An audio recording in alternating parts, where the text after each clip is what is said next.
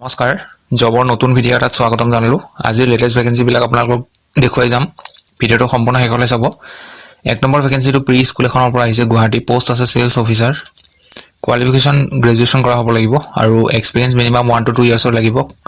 ইয়াত contact number দিয়া আছে এই নম্বৰটো যোগাযোগ কৰি ল'ব দুই নম্বৰটো এখন স্কুলৰ পৰা আহিছে হলি ক্ৰছ হাই স্কুল নগাঁও টিচাৰৰ ভ্যাকেন্সি হয় সাবজেক্ট বিলাক চাই লওক ম্যাথমেটিক্স সায়েন্স আৰু কম্পিউটাৰ সায়েন্স ফ্লুয়েন্ট হ'ব লাগিব ইংলিশত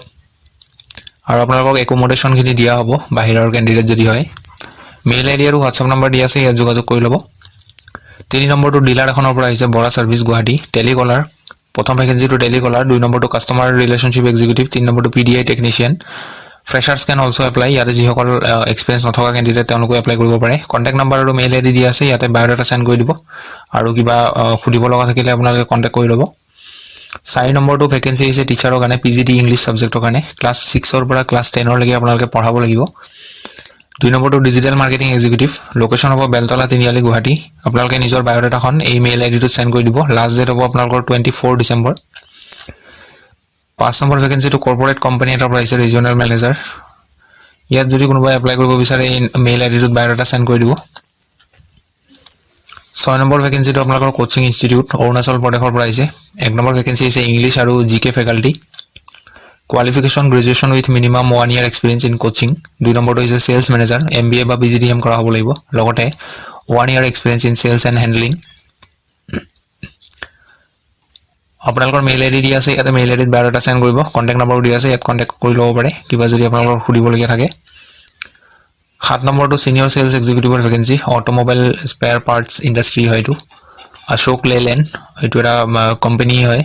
এটো নামটো শুনিছে বহুতে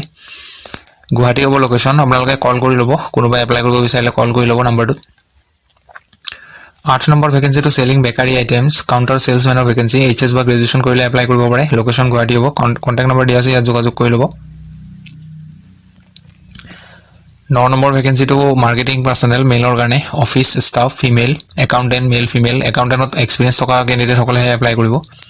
আৰু এসিস্ট্যান্ট প্ৰজেক্ট মেনেজাৰ মেল ফিমেলৰ কাৰণে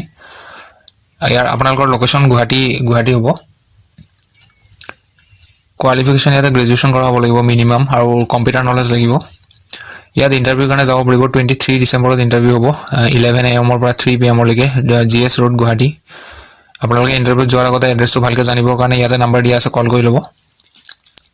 10 নম্বৰ ভ্যাকেন্সিটো ড্ৰাইভাৰৰ ভ্যাকেন্সি হয় ভ্যালিড এলএমবি লাইসেন্স থকা হ'ব লাগিব আৰু এটো কোম্পানী পেৰোলত হ'ব মিনিমাম 5 বছৰ ড্ৰাইভাৰ হিচাপে কাম কৰা এক্সপেৰিয়েন্স লাগিব 5 বছৰ যদি আছে এটো নম্বৰত যোগাযোগ কৰি ল'ব 11 নম্বৰটো ইংলিশ মিডিয়াম স্কুল বৰপেটাৰ পৰা আহিছে পোষ্ট আছে টিচাৰৰ কাৰণে ইংলিশ আৰু সায়েন্স কন্টাক্ট নম্বৰ দিয়া আছে ইয়াত যোগাযোগ কৰি ল'ব 12 নম্বৰটো Guwahati medical college Assam staff নাৰ্ছৰ ভ্যাকেন্সি দুটা ভ্যাকেন্সি আছে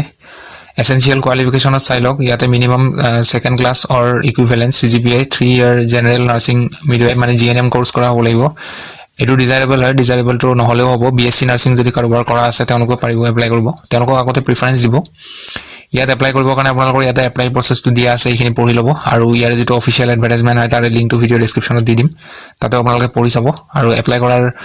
যেটো মেইল আইডি হয় এই মেইল আইডিটো ইয়াত দিয়া আছে লাষ্ট ডেটটো দিয়া আছে ইয়াতে 22 ডিসেম্বৰ আৰু যি সকলক শৰ্টলিষ্ট কৰিব তেওঁলোকক মেইল কৰিব ফাৰ্দাৰ ডকুমেন্ট ভেৰিফিকেশনৰ কাৰণে মেইল কৰিব